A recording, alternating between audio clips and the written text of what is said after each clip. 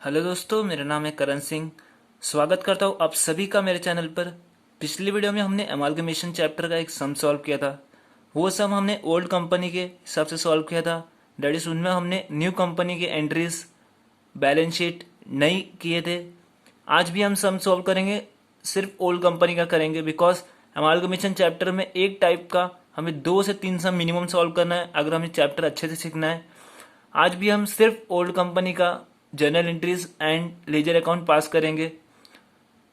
सम चालू करने के पहले एक बार आपका वापस से बता दूं, हमारे ओल्ड कंपनी के 7 स्टेप्स रहते थे।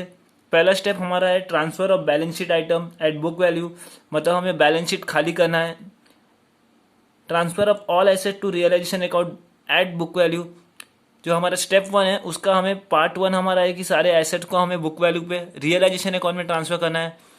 सेकेंड पार्ट, कुछ फिक्टिशियस एसेट्स होते थे जैसे कि profit and loss account, preliminary expenses, ये सब हमें इक्विटी शेयर होल्डर्स अकाउंट में ट्रांसफर करना है। देन हमारे लाइबिलिटी पार्ट में हमारा जो इक्विटी शेयर्स रहता है वो हमें ट्रांसफर करना रहेगा इक्विटी शेयर होल्डर्स अकाउंट में। लाइबिलिटीज जो रहते हैं एक्सटर्नल लाइबिलिटीज, जैसे क्रेडिटर्स हो गए, हमारे बिल पेबल हो गए, वो हमें ट्रांसफर करना रहेगा रियलाइजेशन अकाउंट में। जो हम एसेट ट्रांसफर करेंगे वो हम रियलाइजेशन अकाउंट के डेबिट साइड करेंगे, and liability should be transferred to the credit side of realization account. Then पूरा बैलेंस शीट खाली करने के बाद हमारा स्टेप 2 आता है परचेज कंसिडरेशन। उसमें हमारे 2 एंट्री रहते हैं। परचेज कंसिडरेशन हमें ड्यू करना पड़ता है, आफ्टर डैट हमें परचेज कंसिडरेशन रिसीव करना पड़ता है। देन थर्ड पार्ट रहता है हमारा assets and liabilities not taken over bye new company. कुछ एसेट्स और लाइबिलिटी रहते हैं जो न्यू कंपनी नहीं लेके जाता है। इनकेस अगर एसेट्स हमारा न्यू कंपनी नहीं लेके जा रहा है तो हमें उससे बेच के पैसा लेना पड़ेगा। एंट्री उसका कुछ इस तरह था कि बैंक अकाउंट डेबिट, पैसा हमारे पास आ रहा है टू रियलाइजेशन अकाउंट। अगर लाइबिलिटीज़ की बात आएगी तो हमें पेमेंट करके ओल्ड कंपनी का लाइबिलिटी हमें हटाना पड़ेगा, डेट इज बैंक अकाउंट हमारा क्रेडिट होगा, डेबिट क्या होगा फिर रियलाइजेशन अकाउंट। स्टेप नंबर 4 था हमारा रियलाइजेशन ऑफ लिक्विडेशन एक्सपेंसेस। अभी रियलाइजेशन एंड लिक्विडेशन एक्सपेंसेस मतलब क्या था, मैंने बताया था कि कंपनी जब लिक्विडेशन पार्ट आ रहा है उसका मतलब दो ओल्ड कंपनी हमारी बंद होकर एक न्यू कंपनी बन रही है, तो उसमें कुछ एक्सपेंस होता है। आपको मैंने एग्जांपल दिया था, समझो समझो मैं ना रूम ट्रांसफ़र कर रहा हूँ दिल्ली से मुंबई। सो ट्रांसफ़र करते वक्त हमारे ट्रांसपोर्ट कॉस्ट आ जाएंगे। देन ट्रांसपोर्ट करते वक्त जो भी हमारे गुड्स होंगे, घर के जो एसेट्स होंगे, उसे ट्रांसफ़र करने में हमारे अलग से खर्चे लगेंगे। वो जो हमारे एक्सपेंस होंगे उससे हम कहते हैं रियलाइजेशन एंड लिक्विडेशन एक्सपेंस। ये रियलाइजेशन एंड लिक्विडेशन एक्सपेंस ये वर्ड अकाउंटिंग वर्ड है कंपनी के लिए, जब कंपनी लिक्विडेट होता है। स्टेप नंबर 5 था हमारा settlement of preference share holders. मतलब इनकेस अगर क्वेश्चन में हमें इक्विटी शेयर के साथ प्रेफरेंस शेयर्स भी दिया है तो वो अकाउंट हम बनाना पड़ेगा एंड वो अकाउंट को सेटलमेंट करके क्लियर करना पड़ेगा। स्टेप नंबर 6 था हमारा क्लोजिंग ऑफ रियलाइजेशन अकाउंट। हम जो रियलाइजेशन अकाउंट बनाते हैं उसे हमें क्लोज करना पड़ेगा। रियलाइजेशन अकाउंट क्लोज करते वक्त हमें 2 इफेक्ट आता है, प्रॉफिट होता है या लॉस होता है। अगर प्रॉफिट होगा तो एंट्री रहेगा realisation account debit to profit account. अगर लॉस होगा, realisation account debit to profit में इसलिए बोला क्योंकि वो हमें नॉर्मली हमें उसे इक्विटी शेयर होल्डर ट्रांसफर करना पड़ेगा, तो एंट्री उसका ऐसा रहेगा कि realisation account debit to equity share holder account, bracket में हमको प्रॉफिट लिखना पड़ेगा। हमको लॉस आएगा तो हम लिखेंगे equity share holder account debit to realisation account, bracket में लॉस लिखना पड़ेगा। स्टेप नंबर 7 ओल्ड कंपनी का लास्ट स्टेप ये है कि settlement of equity share holders. अब लास्ट में जो हमारा इक्विटी शेयर होल्डर्स अकाउंट रहता है वो हमें सेटल करना रहेगा। ये 7 स्टेप्स पास करके हम ओल्ड कंपनी हमें पूरा सॉल्व करना रहता है। सो आज के सम से हम शुरुआत करते हैं। आज का हमारा क्वेश्चन हम एक बार पढ़ के ले लेंगे पहले। X limited and Y limited agreed to amalgamate and form a new company Z limited. Summarise balance sheet of X limited and Y limited on the date of amalgamation are as follows. अब इसमें क्या बोला है कि x और Y हमारा old company है, ये दोनों अमालगमेट हुए, हमारा न्यू कंपनी हमारा रहेगा जेड लिमिटेड। उसके बाद बोला है summarise balance sheet of X limited and Y limited on the date of amalgamation are as follows. अमालगमेशन के डेट पे एक्स और वाई का बैलेंस शीट दिया है। लाइबिलिटी साइड में दिया equity shares of ₹100 is general reserve, creditors, profit and loss account. Asset side में दिया plant and machinery, stock, debtors, building, cash and bank balance. अब हमारे एडिशनल इंफॉर्मेशन में दिया है Z takes over the assets and liabilities of both the companies at book value except building which is taken over from X Limited at rupees 2 lakh and from Y at rupees 1 lakh 80,000. Z Limited paid purchase consideration, PC stand for purchase consideration, by allotting fully paid shares of rupees 100 each at par. Prepare statement of purchase consideration.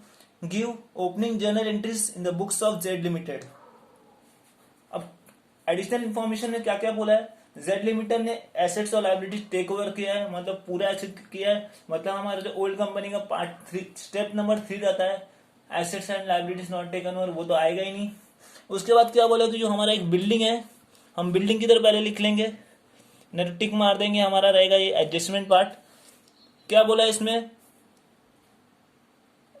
Accept building which is taken over by X limited at 2 lakh rupees, ये हमारा realisable value है।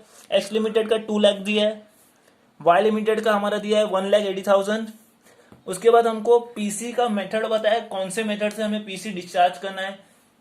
दो method में आपको बताया था, एक net asset method है एंड नेट पेमेंट मेथड है। ये क्वेश्चन देख के समझ जाना चाहिए ये कौन सा मेथड है, ये हमारा नेट एसेट मेथड है। इसमें खाली इतना बोला है कि Z Limited paid purchase consideration by allotting fully paid shares of rupees 100 each at par, मतलब हमें फाइंड करना पड़ेगा कितना शेयर है, प्राइस दिया है फेस वैल्यू एक शेयर का, टोटल कितना शेयर है एक्स का, टोटल कितना शेयर है वाई का। तो हमें जब फाइंड करना रहता है तो हमारा मेथड रहता है नेट एसेट मेथड। हमारे नेक्स्ट वीडियो में मैं आपको नेट पेमेंट मेथड का बताऊंगा। उधर पर डायरेक्टली गिवन रहता है कि भाई some and some share some and some rupees का हमें इश्यू करना है ओल्ड कंपनीज को।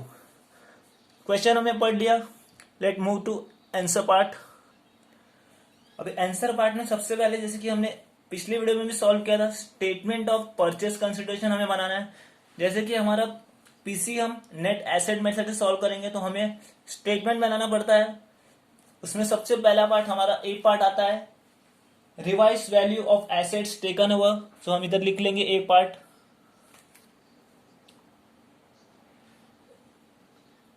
रिवाइज वैल्यू ऑफ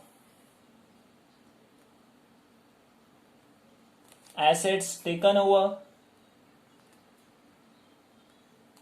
अब हमारे एसेट्स जो दिए थे, एसेट्स एक बार हम देख लेंगे हमारे कौन से थे। प्लांट एंड मशीनरी था, स्टॉक था, डेटर्स था, बिल्डिंग था, कैश एंड बैंक बैलेंस था।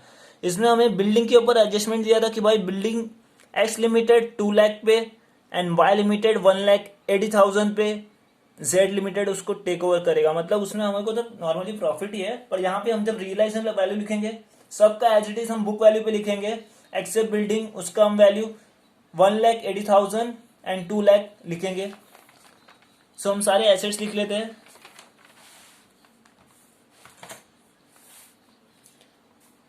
स्टार्टिंग में था हमारा plant and machinery,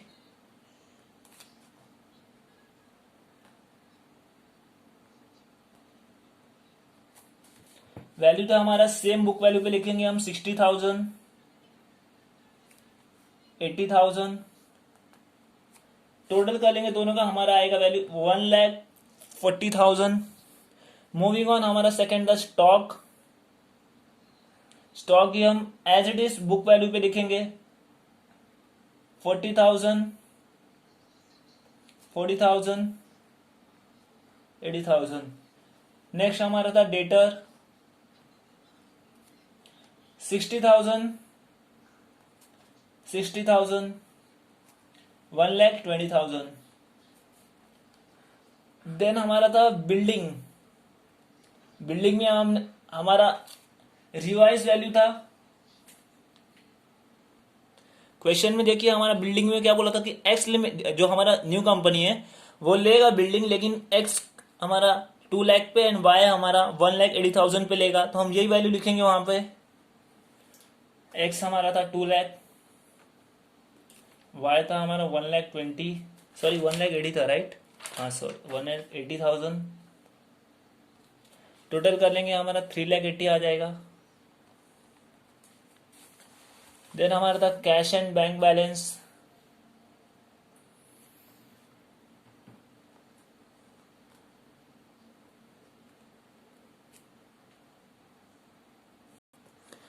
cash and bank balance भी हम हमारा बुक वैल्यू पे लिखेंगे 14,000, 31,000, the total will be 44,000, sorry 45,000। अब हम इसका टोटल ले लेंगे, ए पार्ट लिख लेंगे इसको। ओल्ड कंपनी का टोटल कैसे लेंगे हम, 60,000 plus 40,000 plus again 60,000 plus 2 lakh plus 40,000, 3,74,000 आ जाएगा। अब वाई लिमिटेड में हम ले लेंगे 80,000 plus 40,000 plus 60,000 plus 180,000, 1,80,000 plus 31,000, amount is 3,91,000. We will get total of both x plus y. It will be 7,65,000. ये हमारा एक ए का टोटल है।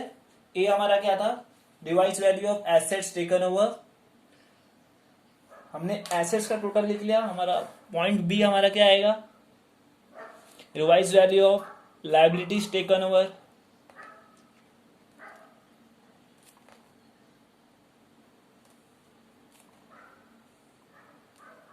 Revise value of liabilities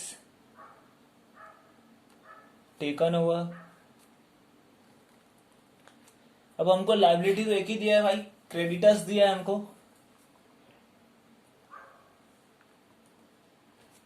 creditors का वैल्यू हमने देखा था इधर 28,000, 34,000। हमारे बाकी जो उतने भी है लायबिलिटी साइड में, लायबिलिटीज हम कॉलम में जितने भी बाकी भी दिया, ये तो हमारे इक्विटी शेयर्स है। देन ये दोनों हमारे रिजर्व एंड सरप्लस में आएंगे, प्रॉफिट एंड लॉस और जनरल रिजर्व। तो लायबिलिटी हमारा एक ही बचता है, क्रेडिटर्स। अमाउंट कितना है, 28,000 एंड 34। सो हम इधर लिख लेंगे 28,000 एंड 34,000। टोटल हमारा कितना रहेगा, 62,000। यह हमारा है बी का total 28,000, 34,000, 62,000।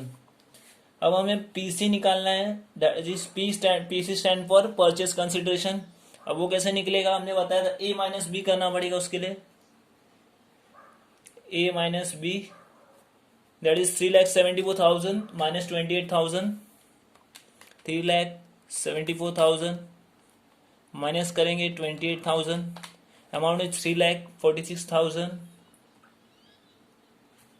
Move on to Y limited, 3,91,000 minus 34,000, 3,57,000, and the total of this both 7,65,000 minus 62,000, that is 7,03,000।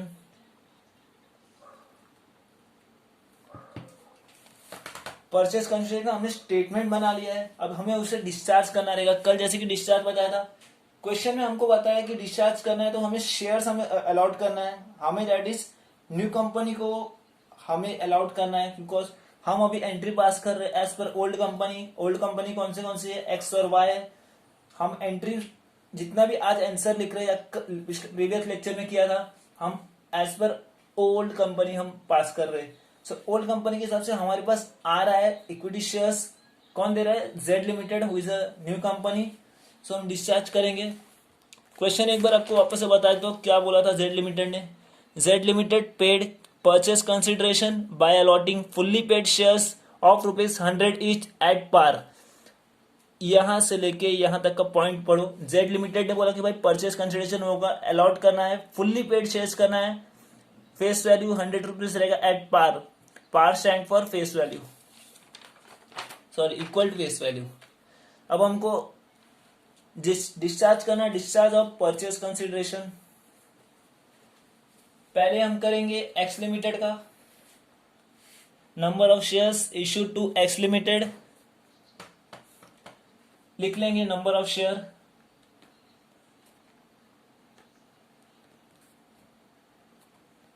Purchase consideration upon issue price. Question में पढ़ा हमने इशू प्राइस हमारा 100 रुपीज है, परचेज कंसिडरेशन हमारा एक्स का कितना है 3,46,000, 100 हमारा फेस वैल्यू है, अमाउंट आएगा 3,460 शेयर्स, मतलब न्यू कंपनी एक्स लिमिटेड को 3,460 शेयर्स दे रही है, जिसका एक शेयर का वैल्यू है ₹100। सो हम इधर स्टेटमेंट लिख लेंगे 3,460 shares of ₹100 each at par. अब हम करेंगे वाई लिमिटेड का, same number of shares, purchase consideration upon issue price. भाई वाई लिमिटेड का हमारा था 3,57,000, issue price will be same that is 100, amount will be 3,570 shares. Statement लिख लेंगे 3,570 shares of ₹100 each at par. देख लीजिए हमारा डिस्चार्ज हमने कर दिया है। एक्स लिमिटेड को 3,460 शेयर्स मिल रहे 100 रुपीज वाले, वाई लिमिटेड को 3,570 शेयर्स मिल रहे 100 रुपीज वाले। अब हमें क्या करना है, एक्स लिमिटेड और वाई लिमिटेड का journal entries plus ledger account बनाना है, अलग अलग करना है। पहले हमें एक्स लिमिटेड का जर्नल एंट्रीज करेंगे, देन उसका पोस्टिंग करेंगे लेजर अकाउंट्स में। इसमें प्रेफरेंस शेयर्स के बारे में नहीं दिया, इसलिए हमारे 3 ही अकाउंट बनेंगे, realisation account, equity share holders account and new company that is Z limited account. And same will follow for Y limited, that is journal entries करेंगे, realisation account, equity share holders account and new company that is Z limited account. So हम journal entries start करते हैं x limited का। अब मैं आपको question part में वापस लेके आ गया, बिकॉज हमारा पहला स्टेप क्या रहता है, transfer of all balance sheet, मतलब हमारी जो लाइबिलिटीज है, हमारे जो एसेट्स है दोनों कंपनी के, X as well as Y limited, हमें ट्रांसफर करना है रियलाइजेशन अकाउंट में। सो हम पहले आपको एसेट्स दिखा लेते हैं। अभी जो ये दिया यहाँ पे, अभी ये एंट्री का कुछ असर नहीं होगा, बिकॉज हमने स्टेप पढ़ा था तो उसमें लिखा था transfer of all assets to realisation account at book value. मतलब ये हमारा कौन सा वैल्यू रहता है, जो एडजस्टमेंट में दिया रहता है, ये हमारा रिवाइज वैल्यू रहता है। बुक वैल्यू हमारा वो रहता है जो हमारे बैलेंस शीट में दिया रहता है। ओके, तो अब हम एसेट्स को सारे ट्रांसफर करेंगे। एसेट्स की एंट्री हमने क्या पढ़ा था, realisation account debit to assets account. Assets हमारे है प्लांट एंड मशीनरी, स्टॉक है, डेटर्स है, बिल्डिंग है, कैश एंड बैंक है। तो हम पहले एंट्री पास करेंगे, नंबर 1 दे देंगे हम, realisation account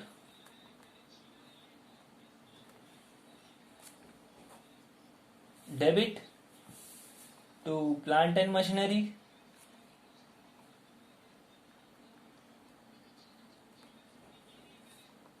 to plant and machinery लिख लिया। अब प्लांट एंड मशीनरी का अमाउंट कितना था हमारा 60,000 था। क्रेडिट साइड में लिखना है हमें टू स्टॉक अकाउंट, सारे एसेट्स के नाम लिख लेंगे हम 40,000। नेक्स्ट है हमारा टू डेटर्स, अमाउंट रहेगा 60,000। Moving on to building, book value पे लिखना है ऐसे हमें 1 lakh. To cash and bank balance,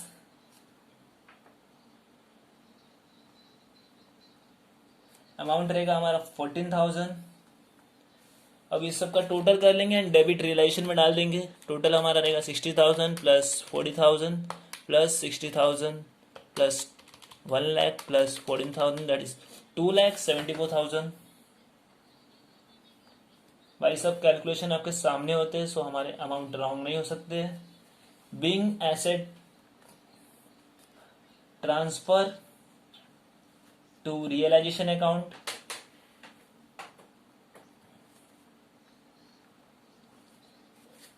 अब हमारा सेकेंड एंट्री क्या पास करेंगे हम, इक्विटी शेयर हमने ट्रांसफर करना है। कहाँ करेंगे हम, इक्विटी शेयर होल्डर अकाउंट में। सो उसका एंट्री हमने पढ़ा था, equity share capital account debit to equity share holder account. Because हम ओल्ड कंपनी, हमारे इधर से जा रहा है तो हमारे इधर से इक्विटी शेयर होल्डर में जा रहा है, इक्विटी शेयर होल्डर क्रेडिट होगा एंड इक्विटी शेयर कैपिटल जो है वो हमारा डेबिट होगा। एंट्री हम पास कर लेंगे, equity share capital account debit to equity share holder account. Equity share capital account debit to equity share holder account. Amount हम लिख लेंगे इधर 2 lakh.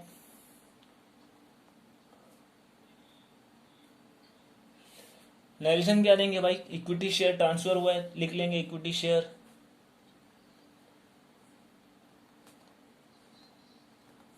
Transfer to equity share holder account.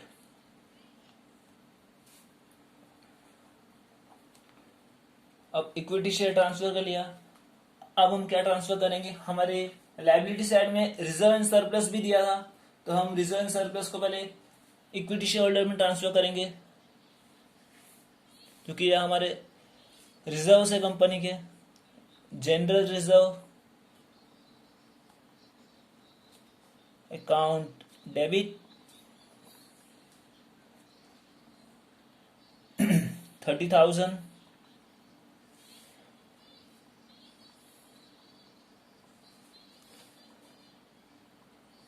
Profit and loss account debit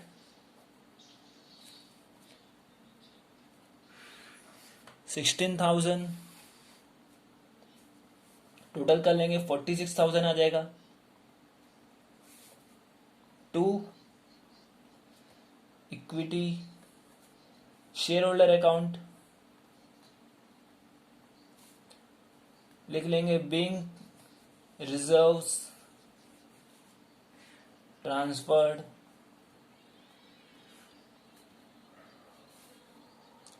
अब liability side में हमने equity share transfer कर दिया है, रिजर्व्स कर दिया है, अब बचा क्या हमारा एक्सटर्नल लायबिलिटीज, एक ही तो है, क्रेडिटर्स है, तो उसे हम ट्रांसफर कर लेंगे।